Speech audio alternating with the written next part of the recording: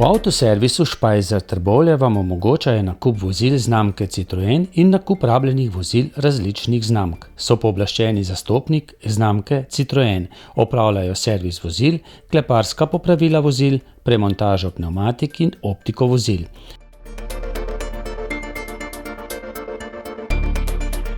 Za več informacij so dosegljivi na sedežu podjetja ali na telefonski številki 03 66 30 170.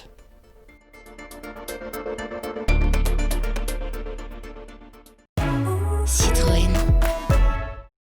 Dober dan, lepo pozdravljeni v naši družbi. Me zelo veseli, da ste se udeležili v takem številu. Dobrodošli na dogodku Večgeneracijskega centra Zasavje, ki deluje pod okriljem Zasavske ljudske univerze. Predstavljali bomo pa knjigo enega znanega Zasavca v zakulisju. Predstavili ga bomo mičkeno kasneje. Najprej vas bom jaz malce upozorila na birokratske zadeve, potem bomo šli pa še na vsebinske. Prav, tisti, ki se udeležujete naših dogodkov redno, veste, da v zameno za to, da organiziramo kakšne dogodke, vas prosimo za vaše podpise. Tako da tole je ena lista prisotnosti, ki bo krožila med vami. Jaz bi vas prosila za vaše ime pa priimek pa podpis. Če želite, lahko dodate pa še telefonsko številko pa elektronski naslov, ki ga bomo vnesli v eno takšno aplikacijo in vas potem obveščamo o naših nadaljnih aktivnostih. Ampak to je po želji, a je prav? Tako da jaz bi zdaj za uvod in pa za začetek povabila, da se nam pridruži tukaj na telem odru našo direktorico Polono Trebušak, ki nas bo na kratko pozdravila. Hvala, Anja. Ja, vsem skupaj lep dober dan, tudi v mojem imenu, v imenu Ljudske univerze. Jaz sem zelo vesela, da imamo danes priložnost oziroma čas gostiti pisatelja Igorja. Pa lahko tudi rečem, kar tako malo prijatelja našega, ne? Tako da ja, jaz si obetam zanimivo predstavitev, zanimivo razpravo in že ko mi čakam, da kaj novega zvemo, kaj si nam postregel v tej novi knjigi. Pa mislim tudi, me boš popravil, no, a je to zdaj premierna predstavitev? Premierna, ok, potem imamo pa sploh, se mi zdi posebno privilegij pa čast, da lahko prvi predstavimo javno tvojo knjigo. Tako da, Igor, najlepša hvala in vsem skupaj želim prijetno počutje v tejle zagorski senčki in evo, kar predajam besedo naprej. Hvala. Jaz mislim, da bi bil zelo primeren uvod v tale naš dogodek ena pesem. Tako da nam bosta zapela Lea Koban in pa Jure Jan na kitari. Pesmi je pa naslov pesem. Izvolite.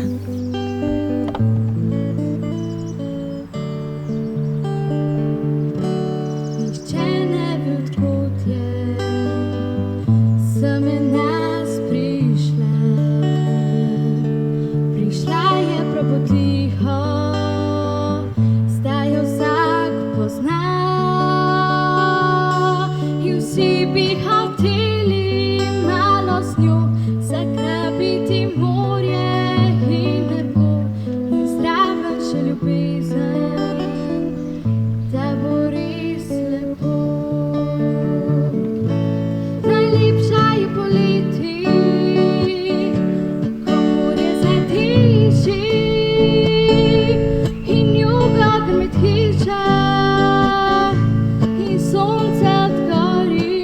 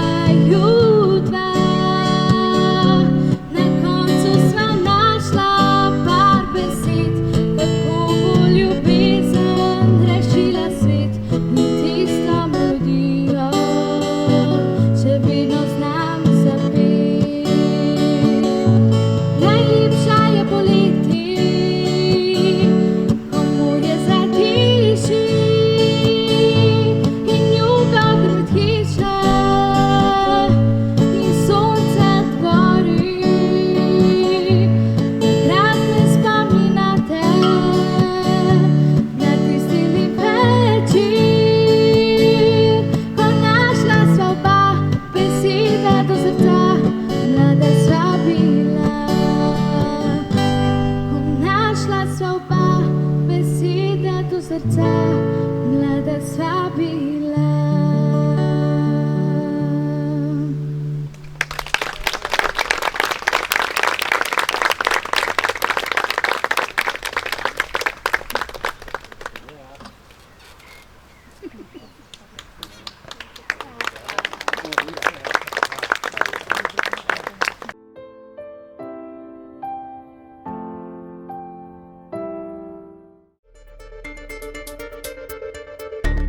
V avtoservisu Špajzer Trbovlje vam omogočajo nakup vozil znamke Citroen in nakup rabljenih vozil različnih znamk. So pooblaščeni zastopnik znamke Citroen, opravljajo servis vozil, kleparska popravila vozil, premontažo pnevmatik in optiko vozil.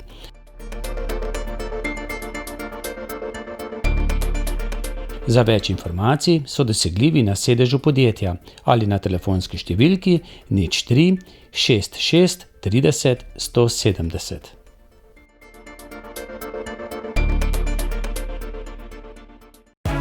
Citroen.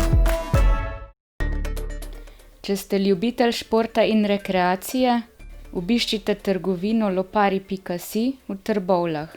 To je trgovina za vse športne okuse.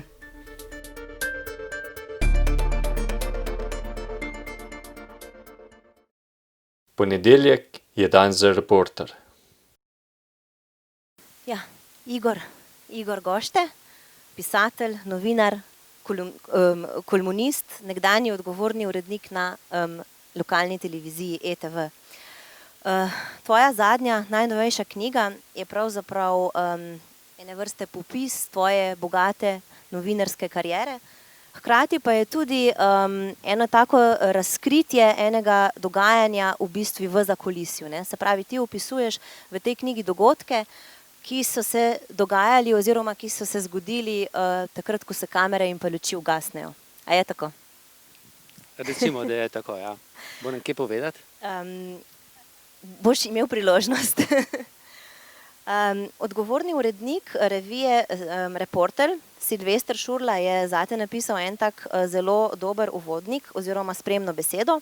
Opisal pa te je takole: rekreativni tekač na dolge proge, humanitarec.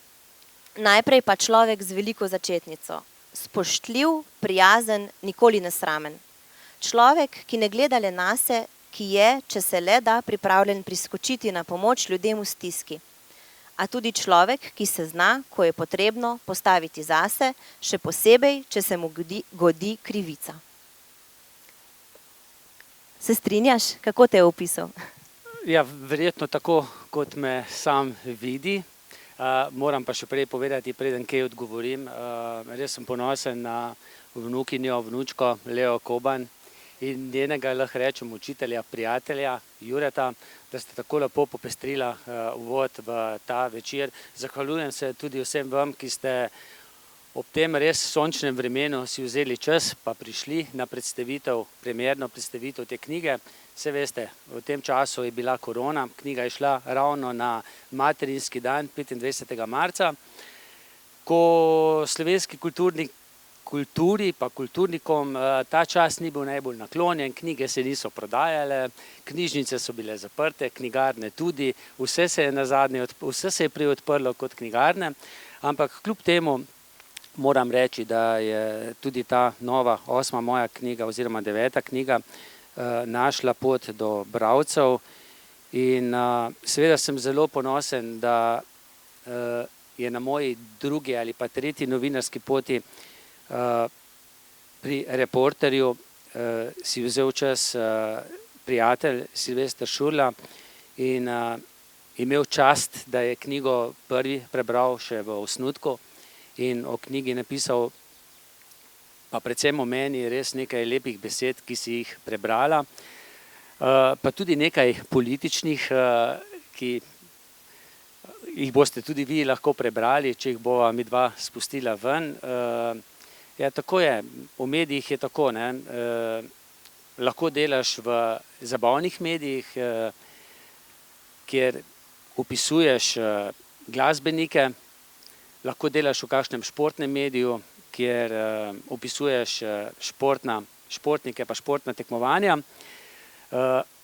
Lahko pa delaš v takšni mediju, kot sem delal sam na lokalni televiziji, kjer pa delaš praktično vse. Od športa, zabave, politike, gospodarstva ali pa zdaj, ko delam pri Reporterju, kjer pa so bolj kot ne tudi politične vsebine, čeprav mi urednik včasih da tudi kakšno recimo bolj prijetno nalogo, čeprav meni je politika kar prijetno nalogo, da napišem kakšno reportažo. In res lepo je prebrati njegove besede v tej knjigi v zakulisju. Mislim, da je ujel tisto, kar na kratko, kar sem jaz na dolgo opisoval. Dobro, povzel bistvo. No, Igor, v knjigi je čutiti tako en tak močan čustven naboj. Tako se mi je zdelo, kot da je ta knjiga neke vrste tvoje življenjsko delo. Odkje pa sploh ideja, da zapišeš vse te misli, ali pa odkje ta potreba, kdaj si začutil to potrebo, da napišeš to knjigo? Pravzaprav se je ta knjiga pisala kar ves čas, skoraj 14 let, kar sem delal na lokalni televiziji, za kar se tudi zahvaljujem lastniku lokalne televizije Janezu Vidmarju, ki mi je dal priložnost, ki me je nekako porinil v ta medij. Prej ta medij nisem poznal sem pisanje za različne časopise, ampak to je čisto drug medij, da bi mi pa kdo pred 20 leti dejal, da bom jaz kdaj sedel pred kamero in nagovarjal gledalce,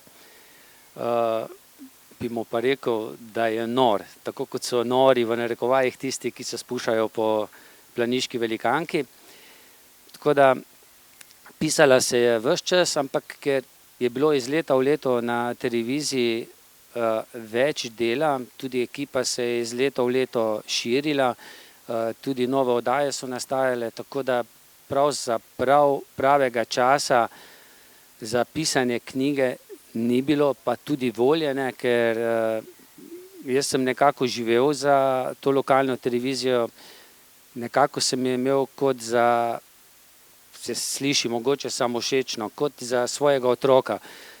Za svojega otroka pa daš vse, ti ni škoda nobene ure, ki jo pustiš na kakšnem terenu, ki jo pustiš v pisarni, ki jo pustiš v studiu, ki jo pustiš ob kofetkanju s svojimi sodelavci. Jaz sem znam po tem, da neizmerno rad kofetkam, bolj kot pijem kavo, rad klepetam. In tam na nek način tudi spoznaš svoje sodelavce, svojo ekipo, jih začutiš in jaz sem zelo veliko gradil na tem. In potem, ko se je to končalo, zazeva neka praznina, povabil na kavo, kar naenkrat ni več. Redki so tisti, ki te poznajo, ki te povabijo, ki te še poznajo, ki so pripravljeni s tabo se usesti in kaj pokofetkati. Mogoče se zdaj v zadnjem letu že to malce spreminja. Je pa res, da tudi sam nisem iskal stika, to pa predvsem zaradi tega, ker ko enkrat greš od nekega medija, greš, ga zapustiš in če bi se veliko družil, pa veliko kofetkov, bi se mogoče hitro govorilo ali pa začelo govoriti, da želiš kaj vplivati. Lahko pa vsi moji sodelavci... Pa da prihajaš nazaj. Tudi to. Lahko pa vsi moji bivši sodelavci potrdijo, da mogoče sem sam s 3-4 šel na kavico in seveda smo se pogovarjali, vsej, ko se novinarji zberemo skupaj, pa sodelavci televizije, največkrat smo govorili samo o televiziji. No, fantje tudi mogoče še kaj o čem drugem, ne vem, kako je to pri dekletih. V glavnem, potem je bil pa čas in sem se tisto prvo leto res usedel za računalnik, ni prav veliko strani, 200, in sem začel pisati in potem kar prišel do recimo 30 strani in se za kakšno več kot leto dni ustavil, ker se mi je zdelo, da je vse skupaj še prehitro. Tako kot me je opisal Silvester Šurla, pa nisem po naravi grob, sem hiter. Velikokrat kaj prehitro izrečem, pa mi je potem žal. Sem pa tudi maratonec, torej znam tudi lepo na počasi, kakšna stvar in sem res potem to pustil in zadnje 3 mesece lanskega leta res bolj intenzivno začel pisati, pa potem, ko je bilo vse napisano, opazil, da sem najmanj polovico stvari tako in tako pozabil. Se pravi, vsebina knjige je nastajala pravzaprav 14 let, spisala se je pa v 3 mesecih. No, Približno tako časa traja, da se ena taka knjiga napiše. ja, zdaj pri Ivanu Sivcu je to hitreje. Jaz pa nisem tako discipliniran. Je pa res takrat, ko sedim, ko začnem pisati, takrat lahko sedim nekaj ur.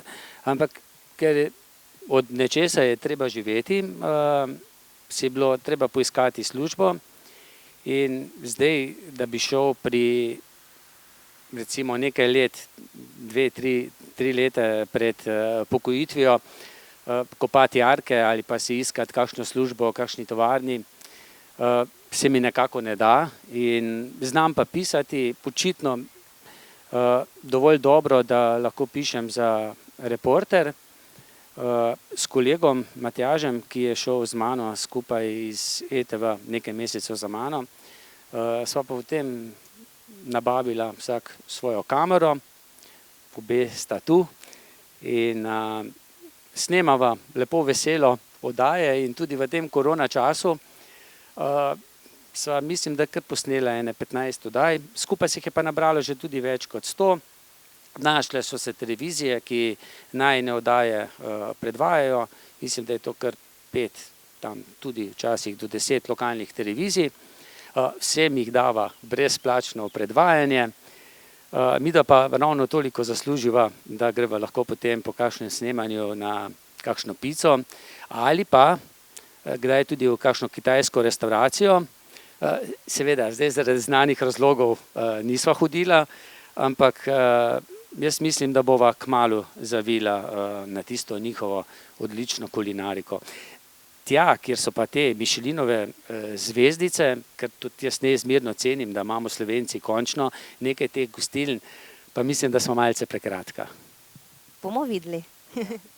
Sicer pa to ni tvoja prva knjiga, napisal si že kar nekaj romanov, pravljic, celo pesniško zbirko, a bi lahko rekel, na katero si pa najbolj ponosen?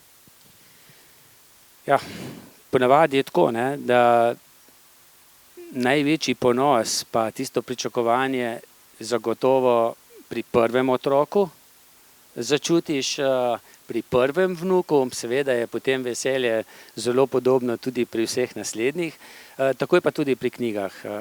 Vem, ko mislim, da je takrat še prek Zasavca išla prva pesniška zbirka Svetla tema, nekako na ni samo pesniška zbirka, je tudi nekaj zgodb v tej knjigi, je šla v spomin na pokojnega očeta, tudi nekaj let kasneje po njegovi smrti.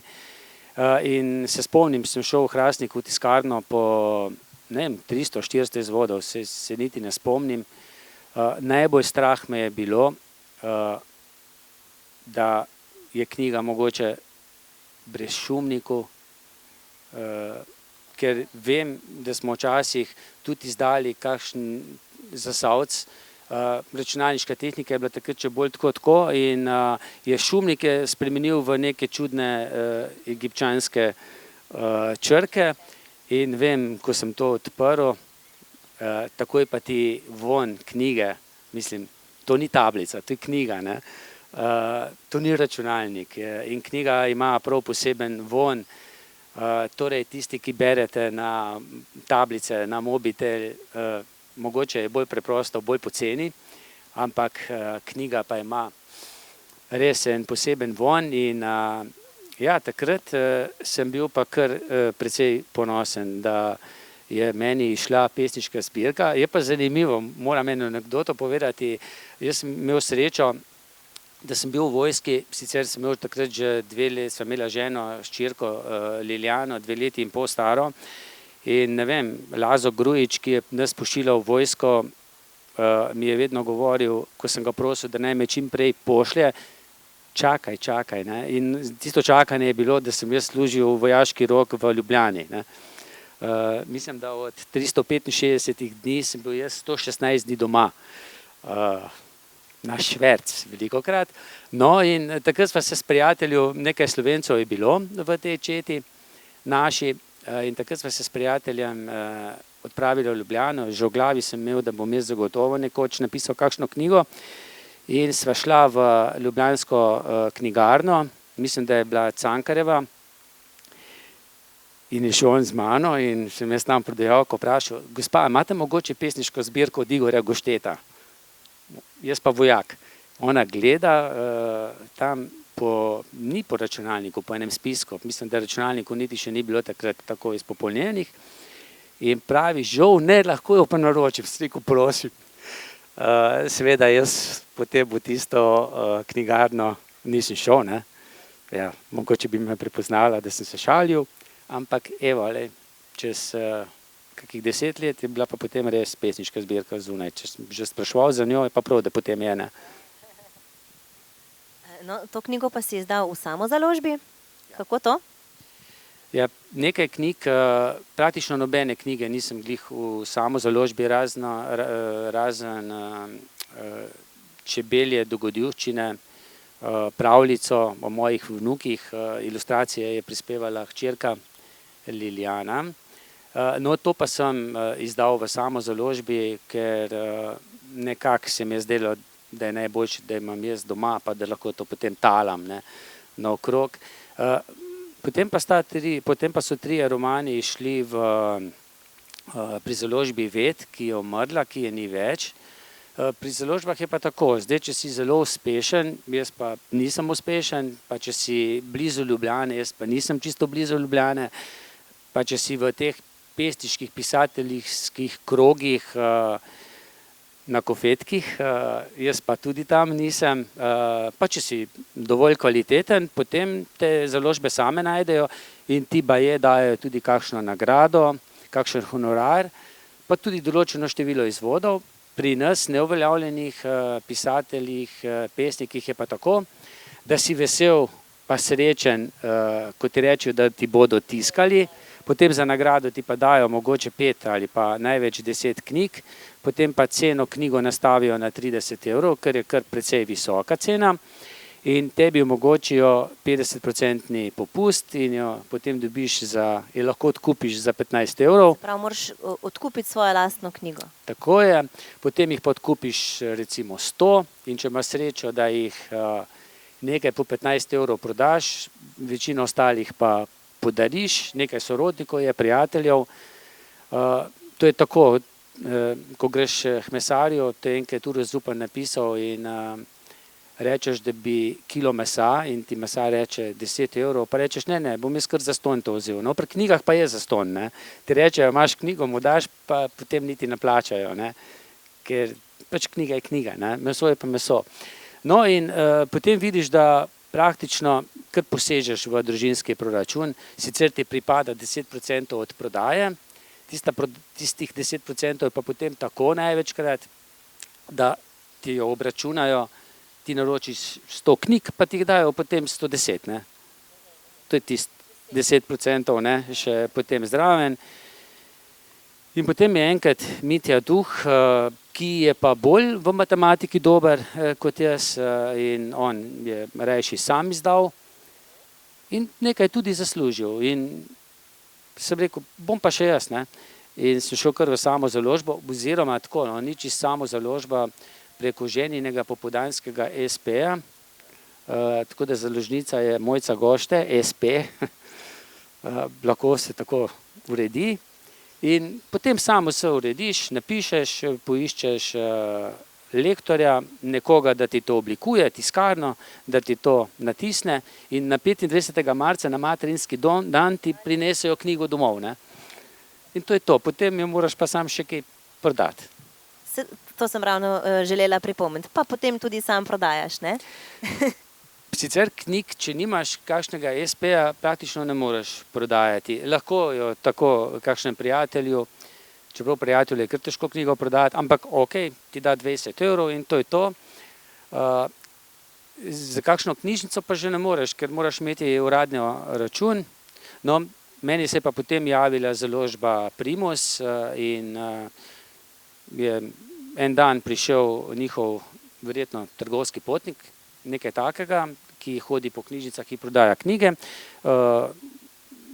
Podpisala sva, mislim, da revers, sploh ne vem, kaj sem podpisal in mu izročil 250 knjig in on jih zdaj pridno polni slovenske knjižnice, v nekaterih knjigarnah je in meni vsak mesec recimo pošlji mi račun za 20 knjig, za 30 knjig, seveda pa malce več kot polovico vzamejo. Ampak je pa to zelo preprosto. Oni sami to delajo. Bojo pa današnji gosti imeli tudi možnost knjigo kupiti. Lahko, ampak ker sem jaz res bolj slab prodajalec, sem to dolžnost prepustil kar ženi. V knjigi sem prebrala, da te najbolj motivira pohvala. Potem sem pa zasledila tudi, da pa si ti prejel že 2 občinski nagradi, in sicer za delovanje na področju kulture in družabnega življenja. Grumovo priznanje pa srebrno plaketo občine Zagorje ob Savi. A ti kaj pomenita ti 2 nagradi? Seveda pomenita, ne. Po drugi strani pa to pomeni, da si prišel v občini do konca. Zdaj, no, ko sem jaz prvi roman, avtobiografski roman napisal, to je mogoče ena prigoda, Sledi korakov, tako je naslov tudi najinih oddaj. In vem, da je to knjigo prek mojega prijatelja Francija Petriča, dolgoletnega urednika Družine, prebiral tudi kardinal Franc Rode. In on me je potem poklical in dejal, vi, gospod, ste pa malce premladi za pisanje spominov, ne? In jaz sem mu pač potem odgovoril, da mogoče sem premlad, ampak sem pa tudi zelo pozabljiv, zato sem jo pa napisal. In sem tudi opazil, da tistih knjig nisem vse napisal, marsikaj sem ven spustil in zato je bila potem še naslednja knjiga Otroci knapov. Vmes je bil pa še en izmišljen roman, čeprav jaz mislim, da izmišljenega romana ni, Prebujanje.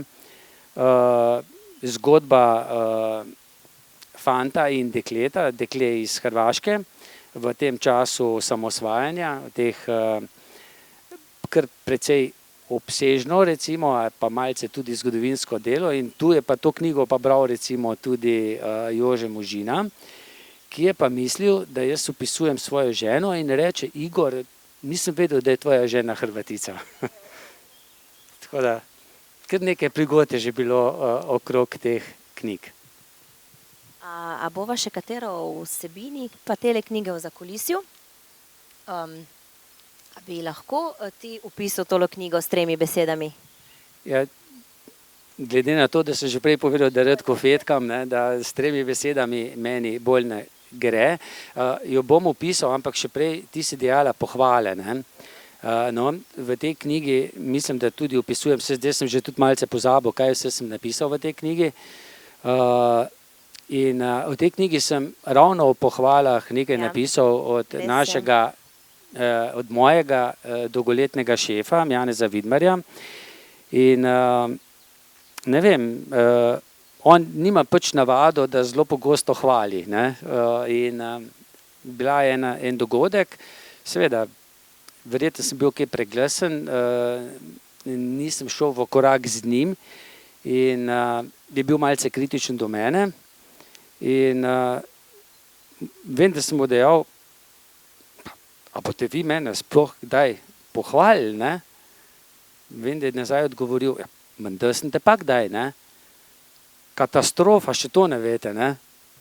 In se rekel, vi kot šef ali pa kot nogometni trener morate vedeti, kdaj morate koga igralca pohvaliti, kdaj kritizirati. In jaz sem eden tistih, ki sem cepljen na pohvalo. Torej, bolj me hvališ, bolj garam, bolj trpim na igrišču. Isto tudi na delovnem mestu. Bolj me kritiziraš, verjetno še bolj garam, ampak se tudi bistveno bolj samo sprašujem. Pravijo mobbing, bistveno bolj iščeš napake potem pri sebi in zato jaz pravim, dober šef pa dober vodja je tisti, ki zna tako pokritizirati, ki pa zna tudi pohvaliti. No, sej, potem v naslednjih letih me je tudi kdaj pohvalil. V knjigi si tudi navedel nekaj ljudi, ki so ti pisali zahvale, ko si odšel iz televizije. Se mi zdi, da ti je tudi to dalo enega takega zagona oziroma potrditve, ne, tvojega dela.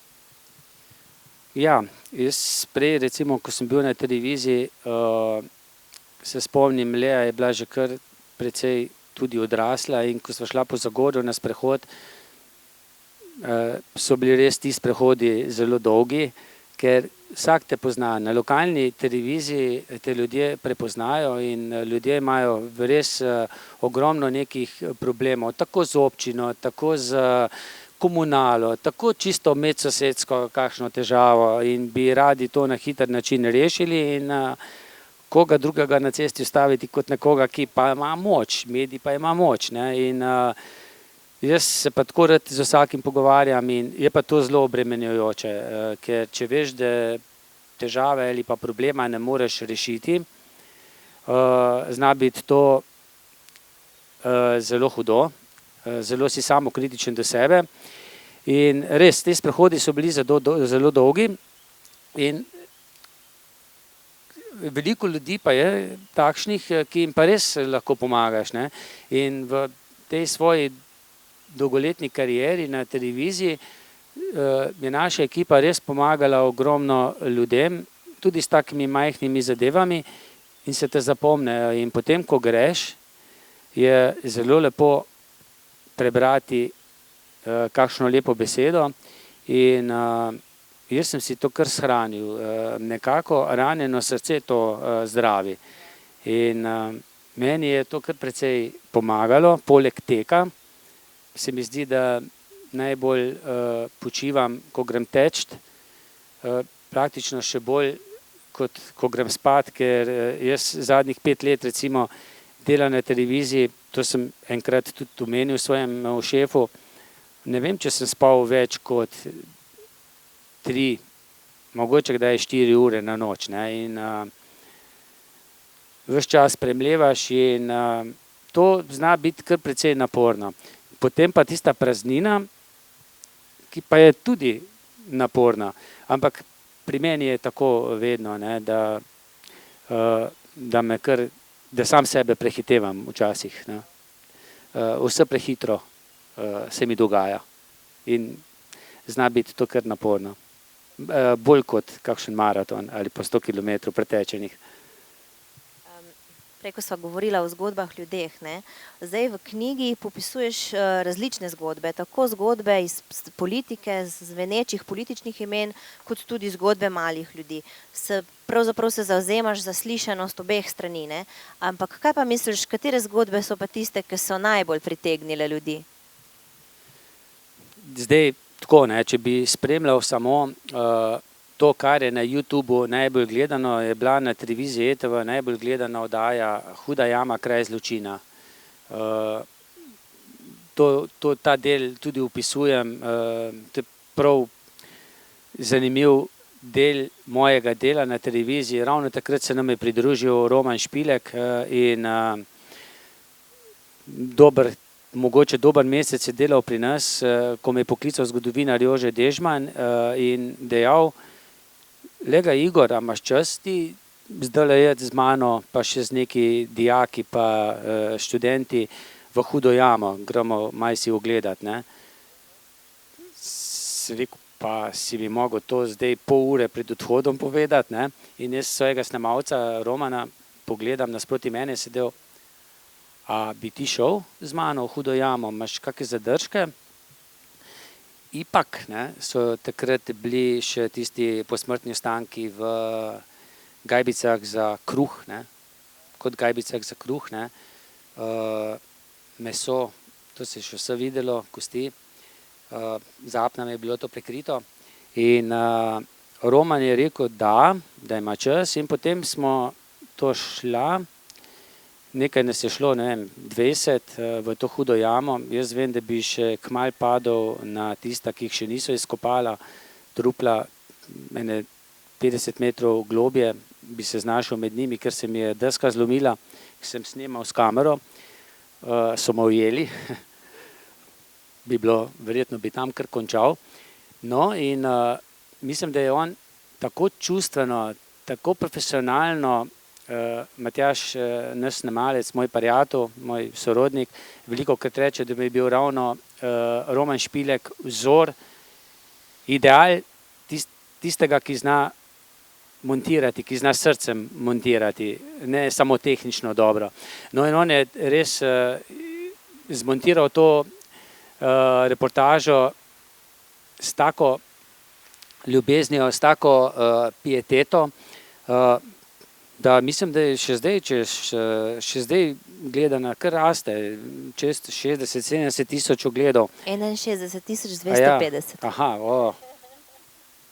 oprostite, sem rekel, malo preveč, že dolgo nisem pogledal. No, in naslednja takšna oddaja, zelo veliko. Za lokalni medij je to veliko in zelo taka odmevna je pa tudi 2 tedna pred smrtjo je bil na naši televiziji Brendi, kdo ga ne pozna. In mi da sva pila kavo, vsi ti pomembni gostje smo imeli nekako tako dogovorjeno, da ko so studio pripravljali, da sem jih jaz sprejel, da sva še kje pokofetkala. In on mi je pojamral, da je bil na špilanju v Trojanah in da ni bil več sposoben nesti opremo, je kar verjetno dosti težka, razni zvočniki in tako naprej, iz avtomobila do prostora, kjer je imel s Koradom nastop in je rekel, da mu ni dalo dihati, da ga je stiskalo v prsih in sem mu jaz dejal takrat, potreba pa na servis. Žal je bila to njegova zadnja oddaja, na servis ni šel in je 2 tedna po tej oddaji umrl, ali pa mogoče še kaj meni. No, in ta oddaja je tudi med tistimi najbolj gledanimi. Seveda so pa med najbolj gledanimi tudi politične oddaje, recimo Danila Tirka, Janeza Drnovška, Janeza Janšo, ko smo ga imeli recimo v času, ko je bil v zaporu, je imela naša televizija praktično ekskluzivo. Mi smo bili prva televizija, ki je z njim opravila intervju, jaz sem ga opravil, še tako malce čudno je to bilo v Kumu. Jaz stopim do njega, gospod predsednik oziroma gospod Janša, bi dali mogoče izjavo, pa me pogleda prav, vse je dogovorjeno za intervju, prav nič ne vem. In njegov PR-ovec, mislim, da bo takrat Matej Hlepš, je to meni pozabil sporočiti in se je bilo treba potem zorganizirati, oni so imeli potem stranka svet stranke, 3 ure. In po 3 urah smo potem v gostišču v zgornjem prostoru Kuma posneli to oddajo. In potem je bilo zanimivo, iz CNN-a, BBC-a, Al Jazeera, iz vseh teh medijev so mene klicali, jaz pa nimam pojma v angleškem jeziku in to so bili zelo zanimivi pogovori. In ja, kar razumete vse, lahko, dovoljenje imate, ok, In potem je to šlo po celem svetu, so povzemali izjave iz tega. Tako da, recimo, politično oddaje so bile pri nas zmerno dobro spremljale, malo pa tudi zaradi tega, ker tako dobro, kot znajo marketing voditi politiki, jih ne zna nihče. Ko je on gost, zagotovo poskrbi, da se vidi pa sliši tisto, kar pove. Ko je pa gost, ne vem, recimo, jaz sem vesel, da je med gosti tudi Dušan Jesenšek, gospod, ki je v pubertetnih časih, se mi zdi, povsem izgubil vid. In ta oddaja je zagotovo za mene ena boljših oddaj, ampak verjetno si sam ni delal kakšne posebne promocije in potem mogoče ne doseže toliko gledalcev, kot pa kakšna druga oddaja. Tako da včasih si presenečen, da nekaj potegne. Seveda se me dotaknejo zgodbe ljudi, ki so imeli transplantirane ledvice, jetra, srce, ali pa moja prijateljica Saša Barlič, ki je ostala brez nog, ki jo ni zanimalo, kako bo hodila, ampak kako bo izgledala v mini krilcu. Ne. Ta pozitivizem pri teh ljudeh, ki si rečeš, ko te kdaj boli glava, kako si bog, ne, kako ti je vse narobe, ali pa ko izgubi službo. Ja, ljudje izgubijo srce, ne, izgubijo, jim zamenjajo ledvice in pa še kar živijo naprej, izgubijo vid, so ohromeli. Mi pa jamramo za takšnimi stvarmi, v bistvu pa nam nič ni. Ne. Res ogromno enih prispevkov, intervju, a bi lahko izbral, kateri je pa tisti, ne vem, najpomembnejši prelomen intervju v tvoji karieri. Prebrala sem v knjigi, da si intervjuval Igorja Mamića, kjer si razkril nesporazume. Bova o tem? Lahko. Ja, zagotovo. Je ta tisti najbolj pomemben, najbolj prelomen, ali bi izbral katerega drugega? Veliko jih je, težko je. Recimo, bom se dotaknil tudi Ivana Mamića, ampak jaz se spomnim, Drnovšek ni ravno pogosto hodil na lokalne televizije, ne? In ko je bil predsednik Slovenije, sem ga povabil, vedno sem sam vabil goste in vem, da so me iz kabineta klicali, da je on pristal in da je treba priti v Ljubljano. Nimam pojma, kje je predsedniška palača, zdaj vem, ne. Kakšna so pravila, nekje kamera, oprema, zdaj mi s tisto staro opremo in ne vem, kar odklonil bi, ne.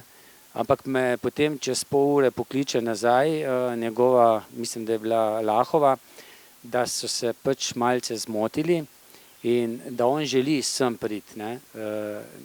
Ker na tem področju, kjer je televizija, kjer je podjetje Eva, je Elektropom in tudi televizija ETV, je bil čas rudnik in tam je bilo včasih igrišče, tam so bili hunti, in tam se je tudi Janez Drnovšek igral, tako kot smo se mi, kisoški otroci, ne, in po mojem ga je vleklo.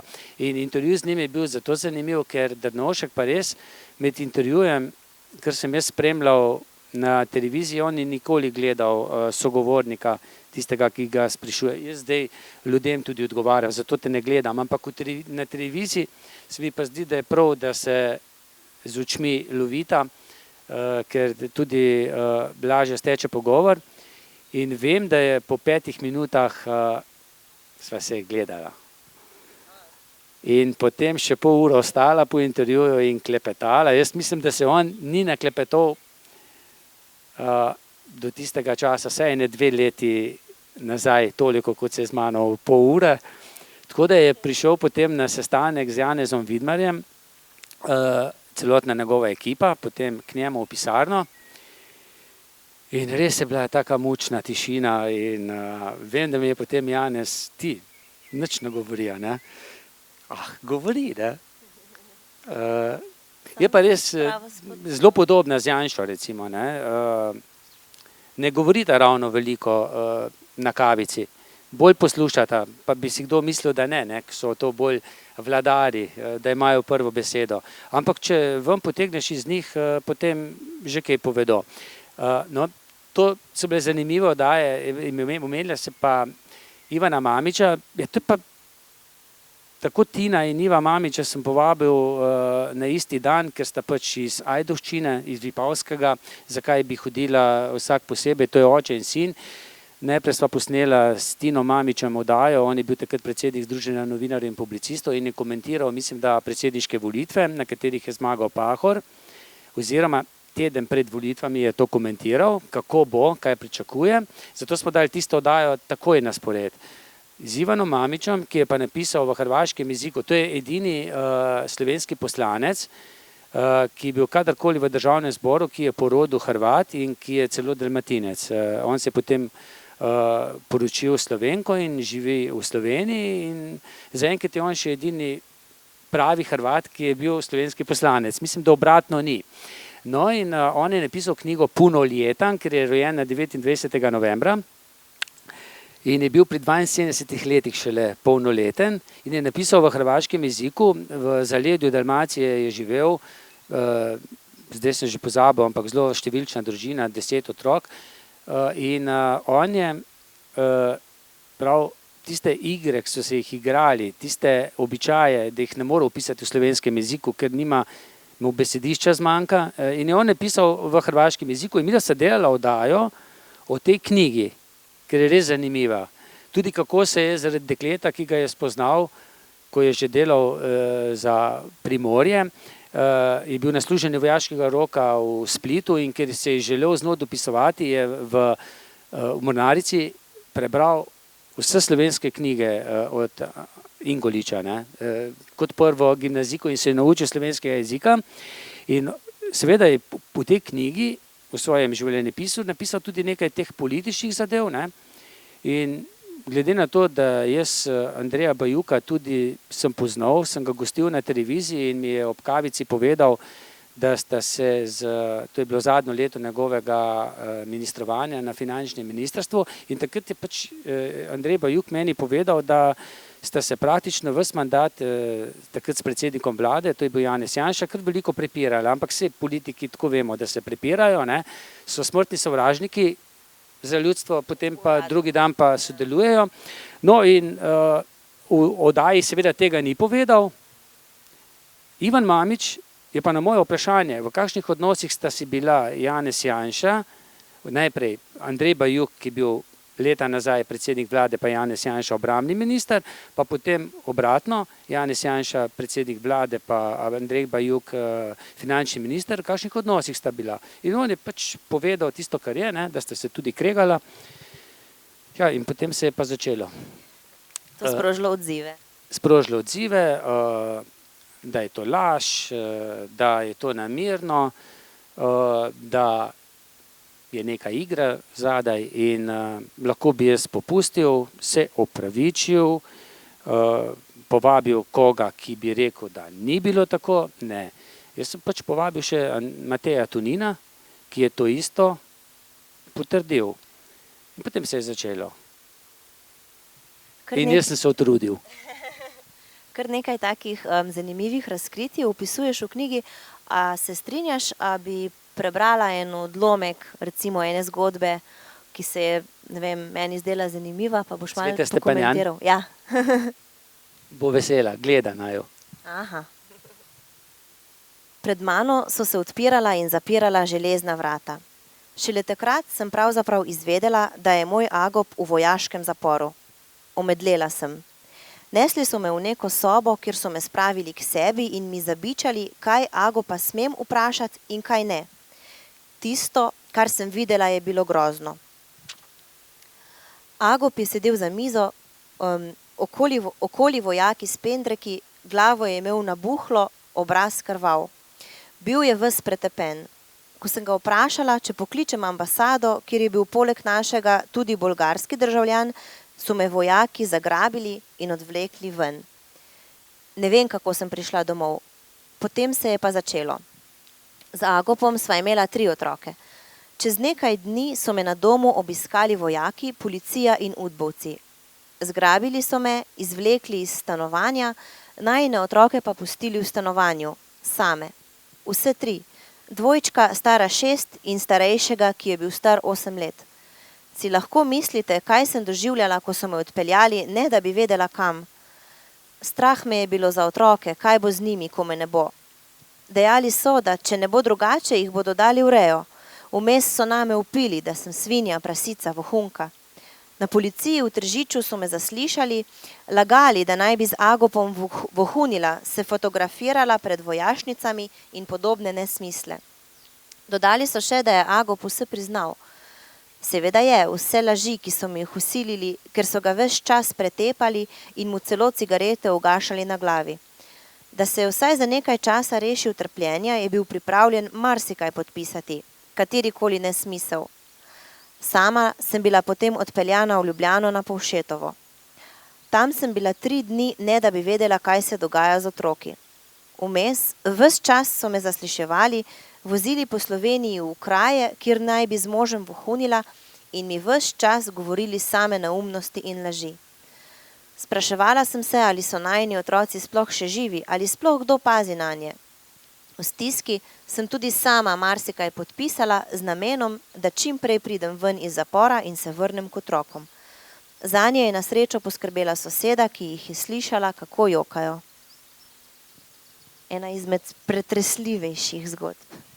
Ja, to je res dogajalo se leta, Agopovo leto 84, Orwellovo knjigo poznate verjetno, Orwellovo leto 84, in to se je dogajalo takrat, ko so skupino bolgarskih glasbenikov, med njimi tudi Danija Gančeva, ki je igral za Hazard klaviature, ampak on se je na srečo rešil in pravi čas šel čez mejo. Ostale med njimi tudi Agopa Stepanjana, ki je sicer Armenec, kristjan, bobnar bil, nič drugega ni zanimalo kot bobni.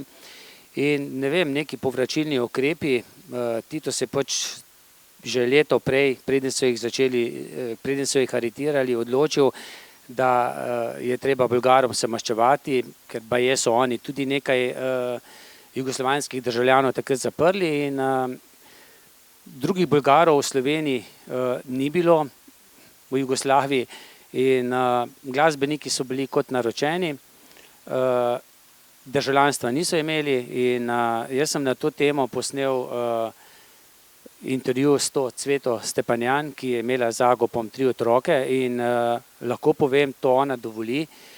Njen sin Negoš je še vedno zdravi v psihiatrični bolnišnici še toliko let po tem dogodku, ker to, da ti sredi noči vojska udre čez strešno okno v stanovanju, da ti potem išče, sploh ne vejo, kaj iščejo in odpeljo enkrat enega, enkrat drugega, to zagotovo pusti posledice in Agop je recimo preživel v zaporu za nič, 9 let, tudi eden od moje sorodnice partner, Angelov Georgi, mi smo ga klicali Gošo, je bil tudi zaprt, bobnar za nič in on je bil še celo potem izgnan iz Jugoslavije po prestajanju zaporne kazni.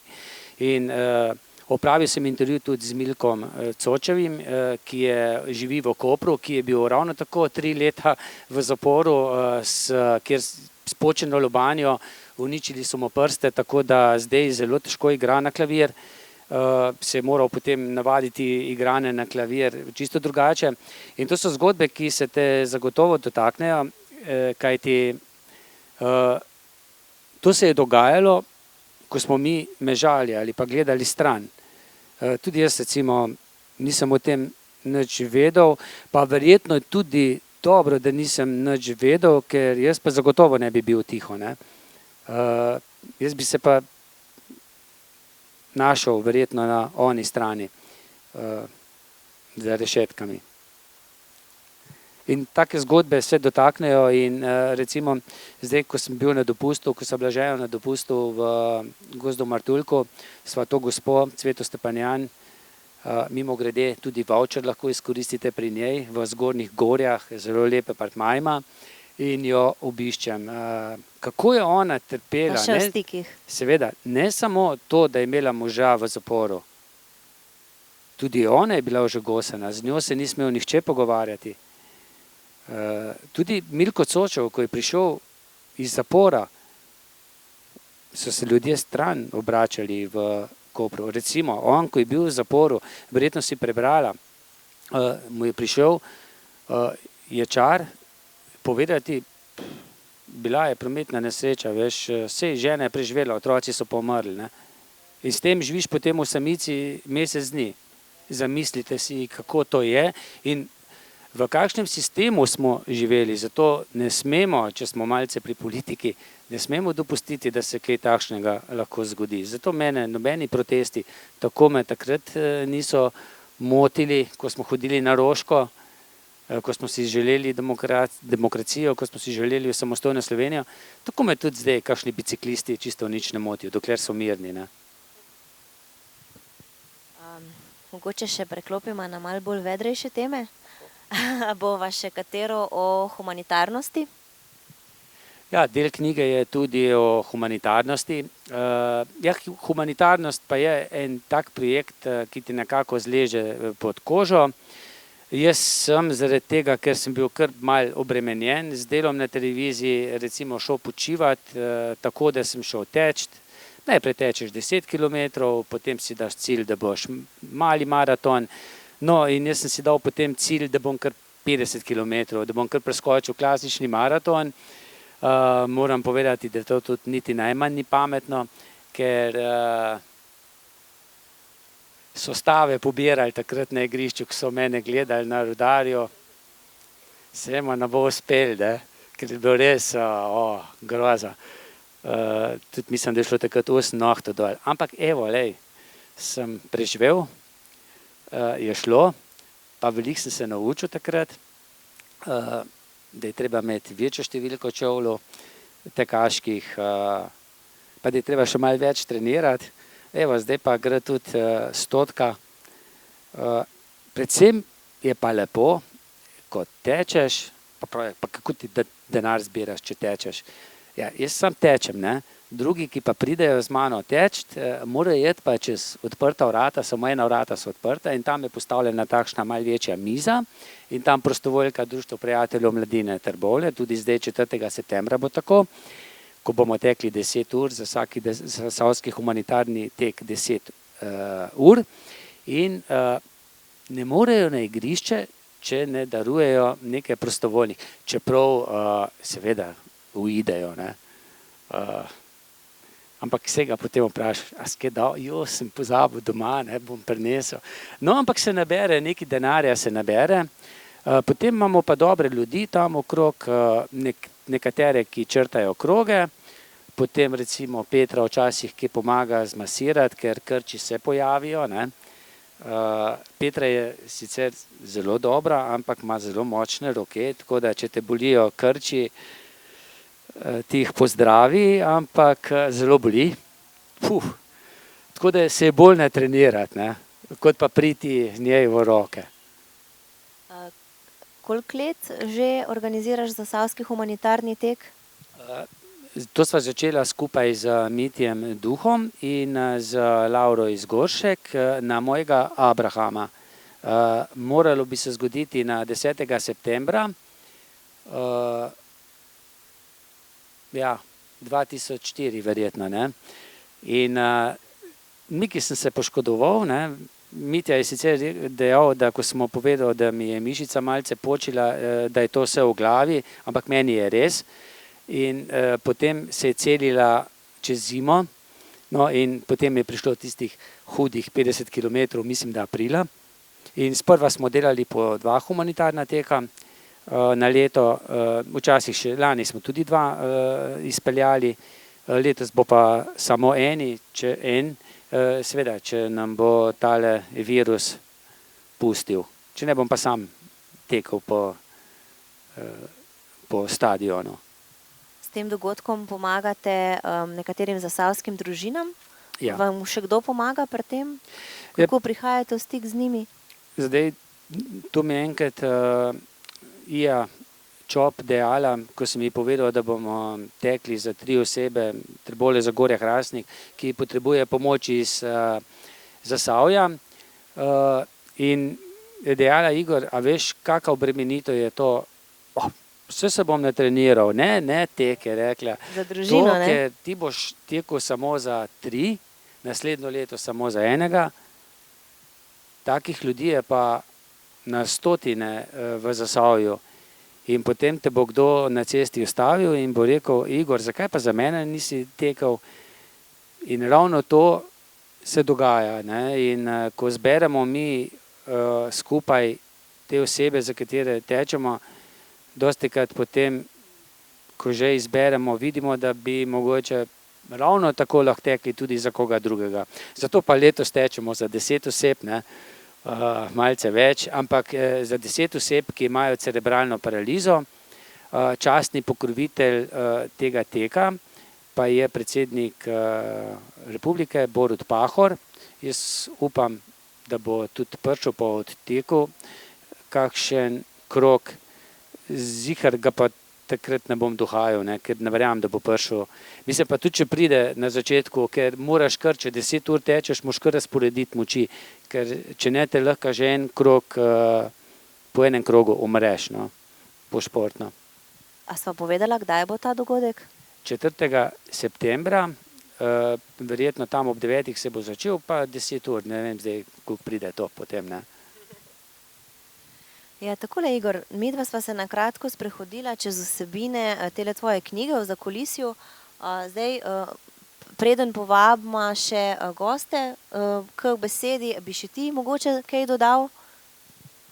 Jaz mislim, da sem dosti naložil, ne, da sem veliko povedal, malo morate pa tudi v knjigi izvedeti, mogoče samo še o teli naslovnic.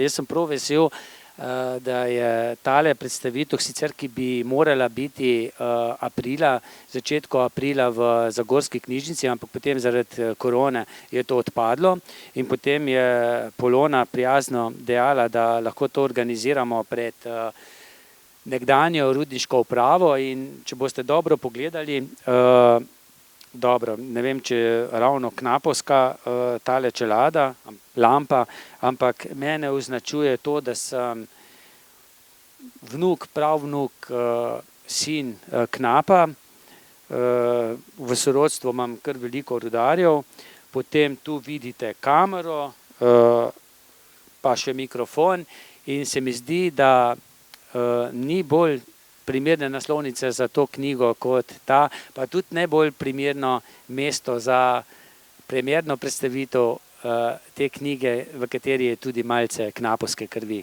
Tole je pa tudi knapovsko prizorišče. Tako da bom prav vesel, če bo kdo kaj vprašal, pred začetkom pa mi je povedal, da bi rad par besed povedal tudi naš zasavski, zagorski pesnik Vlado Garantini in če ste še pri volji, prosim, kar sem pridite, ker drugače vas ne bomo slišali, pa boste čez tole povedali. Potem pa bom vesel, če boste kaj vprašali.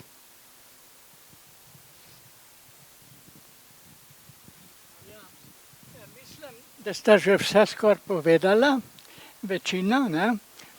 Jaz sem med prvimi to knjigo dobil, mi je Igor podaril s posvetilom in sem prav srečen bil, da sem spoznal vso to ogromnost tega dela, ki ga je on opravil na televiziji, poleg še vsega drugega dela, ki ga je kot z intervjuji s temi kulturniki po Zagorju opravljal, ne. Še to, recimo, mislil sem, da je še zmeraj strašen vernik gospoda Janše, ampak sem videl, da je le spoznal, da ta možak že majčkeno predolg nagaja Slovencem in je se nekako odgradil, tako da ni več strašansko zaljubljen v to osebo, ne. Moram reči, da je knjiga na mnogih mestih pretresljiva, z mnogimi opisi oseb, ki v njej nastopajo, tako da mislim, da bo bralcem izredno zanimiva, všeč, da jih bo pretresla na mnogih mestih, da je pisana zelo preprosto, razumljivo, tako da jih vsak lahko bere brez kakšne posebne muke, te, kar se tiče dojemanja, in da je Igor ena res čudovita oseba, tako Na delovnem mestu je imel izredne prijateljske odnose z vsemi sodelavci. Poleg tega, da je tam z njim sodeloval, je hodil tudi ob vseh njihovih stiskah do pogrebov, jih potolažiti in jih vedriti, da so laže prebili se skozi tiste muke v življenju. Tako sem mislil še kaj več povedati, ampak mislim, da sta vidva že vse zajela. Tudi to mi je bilo všeč, da se je z Vidmarjem tako po človeško, brez zamere, kolegijalno razšel in da sta najbrž še. Še to bi rekel, pogrešam to oddajo Naj pesem, ker mi smo se večkrat pogovarjali, da Slovenci kot majhen narod oziroma majhna državca moramo dati na svoj jezik veliko in to se vse premalo med ljudmi upošteva. Recimo, če pogledamo, mnogi napisi so v angleščini, razni izdelki v angleščini, reklame mnoge v angleščini, imena ansambla v angleščini. Ja, in ta oddaja je bila nekje en tak kamenček v mozaiku, da je slovenska beseda tudi nekaj vredna. Prec, ki je všel, se jo prec dal sporeda, ni nič več te oddaje. Mislim, da je ta televizija ETV pod Igorjem vodstvom en velik odmev imela po Sloveniji, ker je bilo res kvalitetno, načrtovano in vodeno in dober je. Pa vsaka pesem se enkrat konča, in si najdu nove izzive. Prost, če sem bil predolg. Niste bili, midva sva se dobila 1 uro pred tem dogodkom na kavi in sem mu jaz povedal, kaj ne pove. Ne, se šalim. Ja, hvala.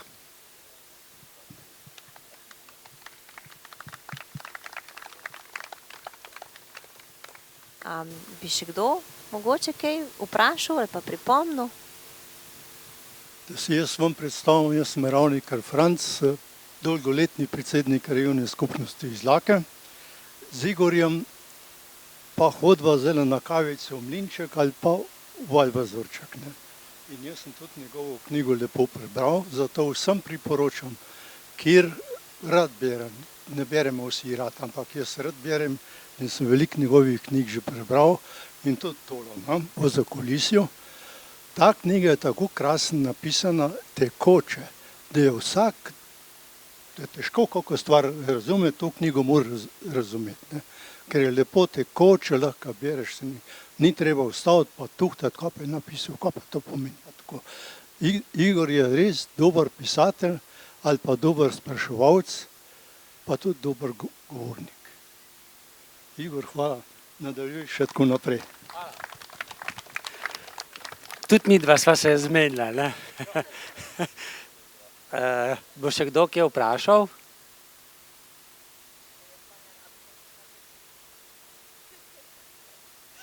Kar priti.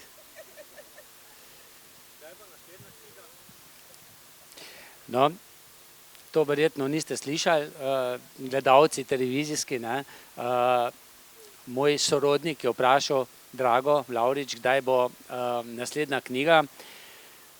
Ja, imam že izziv za naslednjo knjigo. Naša družina je namreč kar precej zanimiva, povezana tako s hudo železniško nesrečo 65. leta pri Zidanem mostu, tako z nesrečo, letalsko nesrečo na, se spomnite, Korzike.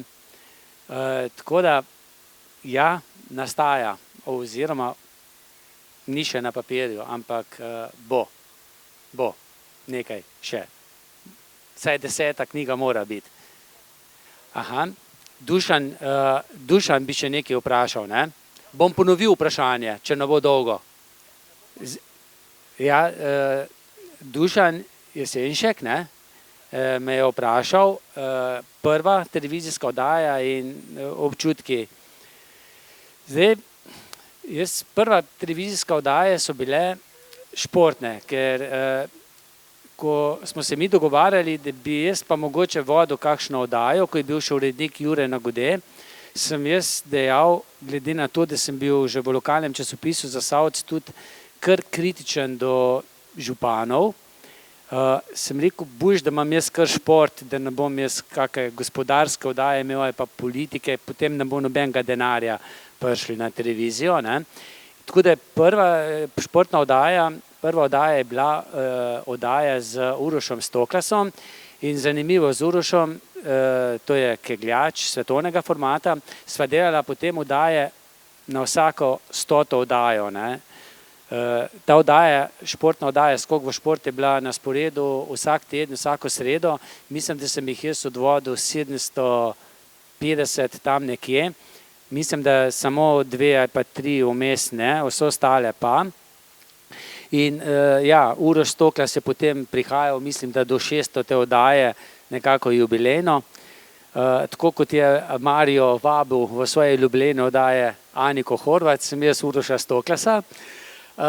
Prva nešportna oddaja je bila pa, ne vem, takrat je bil zelo znan politik, pa še vedno, Lojze Peterle, in nekako ni nobenem glih dišal, da bi z njim delal intervju. So pa meni rekli, jaz pa takoj za, ne. Tako da je prva politična oddaja bila pa z našim prvim predsednikom slovenske vlade, z Lojzetom Peterletom, takrat je bil evropski poslanec. Še ena taka zanimiva je pa bila z Lonkitam, verjetno ste ga vsi poznali, o zdravljenem alkoholiku večkrat, in on je v tej oddaji izpovedal, kako je on premagal alkohol. Žal je pred nekaj leti ne pijan, ampak ozdravljen od alkohola, umrl, pač vsi enkrat umremo. No, in to je bila tudi ena taka zelo zanimiva oddaja. Pa še veliko je bilo takih zanimivih oddaj, ne. Vlado Garantini nam bo še eno svojo pesem prebral, pa bom jaz vam držal, vi pa berite. Vam bom Oče naš iz karantene. Oče naš, ki si v nebesih, pred slabim zamižiš, svobodno voljo pa nam zemljanom prepustiš. Kdor je majhen, se mora bati, bolj ko ne molčati. Jezik svoj požreti, da uspemo preživeti. Če preveč ga izteguje, slabo si usodo kuje. Dobre duše življenje mlati, svetu vladajo bogati. Oče naš z maskami pokriti, zdaj v karanteni, dan za dnem žebramo Oče naš.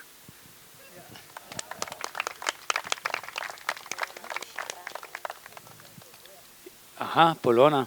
Ja, jaz bi pa sam to, se pa zelo fascinantno in moram povedati na glas, no, na vseh teh dogodkih, ko recimo jih organiziraš, pa ne bo to knjiga, ne bo šport, ne bo oddaja, vedno pritegneš v to tudi svojo družino, no, in ta povezanost, recimo, ko vidim, ko pride na tvoje dogodke, pa tudi na naše dogodke, recimo starši, žena, vnuki, hčere in tako naprej, se mi zdi tako zelo fascinantno pa dragocen, no.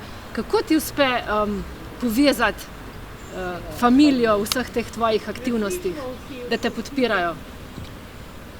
Bom ponovil, kar je Polona dejala, direktorica Zasavske ljudske univerze, je rekla, da je vesela, pa mislim, da sem slišal besedo fascinantno, se ji zdi, tudi, ki mi res ne gredo, da vedno na teh dogodkih, ki jih včasih tudi soorganiziram pri Zasavski ljudski univerzi, pritegnem, pa sabo pripeljem vedno tudi sorodnike. To, ne. Ja, glejte, mi se doma tako zmenimo, ne, dajte saj vi pridi, da bo kdo saj tukaj, ker če ne bo prazen, ne. Tako da jaz, glejte, če še kak sorodnik, ampak ponovadi ni prazen, ne. ne se jav, bomo še njega pripeljali. Ja, drugače pa, ja, če te doma ne podpirajo, ne, je kar hudo, ampak jaz imam to srečo, da me doma podpirajo. Vse verjetno jim cel življenje že delam kakšne preglavice, mislim, da imamo že cel življenje malce strah. Po mojem vsak ponedeljek, ko prebere v Reporterju mojo kolumno, ampak saj nisem žleht, no. Ja, tako, potem bi se pa jaz za zaključek lepo zahvalila Igorju Guštetu, Jaz pa tebi. Zasavski ljudski univerzi pa Večgeneracijskem centru za organizacijo in pa seveda vam, gostom, ki ste se udeležili tegale dogodka v takšnem številu. Zelo lepo je videti tako, da radi prihajate na te dogodke in nam je tako zelo fajn je to, no, doživeti. Še ti kaj dodal? Obljubimo, ne, da bomo še kaj napisali, jaz obljubim, ne. Če bi pa res rad tole, kar je zapisan, tudi kaj prebrali, sicer lahko to dobite tudi že v knjižnici, tudi v knjigarni, no bom pa nič jezen, če se odločite, pa tudi pri meni kakšno knjigo kupite. Hvala.